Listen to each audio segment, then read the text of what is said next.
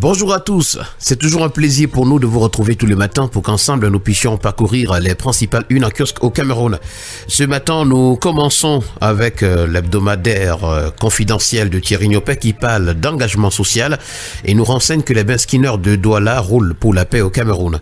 Au cours d'une rencontre de sensibilisation consacrée à la promotion de la paix, de l'unité nationale et la cohésion sociale organisée par la mutuelle des conducteurs de mototaxi de la ville de Douala, ils se sont engagés à tourner le dos au désordre et à la manipulation pendant et après l'élection présidentielle du 12 octobre prochain.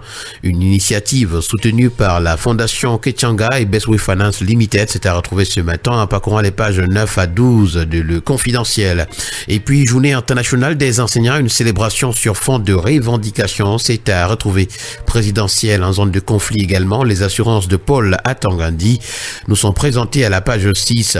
Et nous continuons ce matin avec Cameroun Tribune qui nous fait savoir que la mise à jour pour le libéralisme communautaire a été réussie. 38 ans après la première édition, Paul Biya revisite son livre-programme porteur de sa pensée politique profonde. Un ouvrage plus que jamais d'actualité au moment où le Cameroun fait face à des défis sociaux, économiques et sécuritaires de plus en plus complexes dans sa démarche vers le développement. Le quotidien Mutation qui parle de la présidentielle à venir au Cameroun nous conduit dans le Mayoré où désormais c'est 100%, 100 comme le sang qui coule dans les veines. Et depuis le lancement de la campagne électorale en vue de la présidentielle, les partisans de Paul Biya et de Bello Bouba Maïgari sont sur le pied de guerre dans ce département. Candidature consensuelle également, c'est Bedigui qui écrit à Issa Tiroma, c'est à retrouver ce matin. D'ailleurs, on parle de Tiroma dans cette présidentielle avec le quotidien bleu d'Amalmana le jour. Tiroma virus, c'est la principale une pour la nouvelle expression. Tiroma fait un raz-de-marée à Douala. Le président national du Front National pour le Salut du Cameroun, candidat à l'élection présidentielle, a fait trembler la capitale économique du Cameroun hier dimanche 5 octobre 2025 lors d'un meeting. Un espoir pour ses militants qui lui souhaitent un succès au soir du 12 octobre prochain. Le quotidien Vert Émergence parle ce matin de publication des avoirs des candidats et c'est Issa Tiroma qui donne le temps. Le candidat du FSNC à la présidentielle a promis de poser cet acte de transparence avant la présidentielle. Bello Bouba, Joshua Oshi et les autres candidats de l'opposition appelés à en faire de même. Présidentielle toujours, Cabral Libi promet la revalorisation du statut des enseignants et puis Tiroma privé de grands stades à Yaoundé quand le gouvernement utilise les méthodes d'un autre âge. Toutes ces informations ainsi que bien d'autres, vous les aurez ce matin en parcourant les colonnes du quotidien Vert Émergence. On parle toujours de l'élection présidentielle du 12 octobre 2025 au Cameroun. Cette fois-ci, c'est avec le journal Intégration qui nous présente la carte du Grand Nord. Et d'après le journal, outre son important poids électoral, tous les regards sont tournés vers le septentrion du pays où les tractations entre Maïgari Bello Bouba et Issa Tiroma Bakari pourraient aboutir à une candidature unique de l'opposition, ce qui donnerait plus de chance à l'alternance à la tête du pays. Encore faudrait-il que le candidat du Social-Démocratique Front, autre poids lourd de l'opposition, se prête au jeu de la coalition du tout sauf Biya. C'est l'information à retrouver ce matin. Toujours s'agissant de la campagne présidentielle, le tri-hebdomadaire Le Soir nous fait savoir que Manaouda Malachi sonne la charge pour la réélection de Paul Biya. Cependant, avec la voix du consommateur, s'agissant du pouvoir d'achat, de l'eau potable, de la santé, de l'électricité et bien d'autres, les ménages réclament un débat télévisé entre les différents candidats. Un débat TV en direct sur la CATV entre les principaux candidats constituera une source d'information fiable pour les électeurs car ce sera l'une des rares fois pendant la campagne électorale que l'on pourra entendre directement leurs arguments et contre-arguments sans modification ni filtrage. Voilà ce que nous dit ce matin la voix du consommateur avec d'amples informations à retrouver aux pages 6 et 7. Nous continuons ce matin avec le Zénith qui nous plonge au cœur de la campagne présidentielle en nous présentant la vision politique des candidats en lice. Avec l'hebdomadaire Sans Détour, ce matin, on parle du RDPC dans le département des Barbados et c'est Nganou Djoumessi qui est au four et au moulin pour le triomphe de Paul Biya. Et toujours dans cette présidentielle avec le quotidien d'information républicaine, le drapeau ce matin, Paul Biya est porté en triomphe du côté de Mokolo. Et dans la Mefo et à Famba, c'est la galvanisation de proximité qui est priorisée pour cette élection, telle que nous le renseigne ce matin le tri hebdomadaire La Météo ce matin.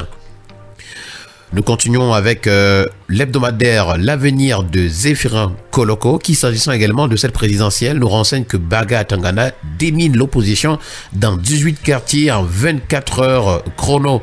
Et le quotidien L'Info a chaud de revenir sur une déclaration de Issa Tiroma à Douala. Il dit ceci, je cite, « Sur hautes instructions du chef de l'État, c'est fini ».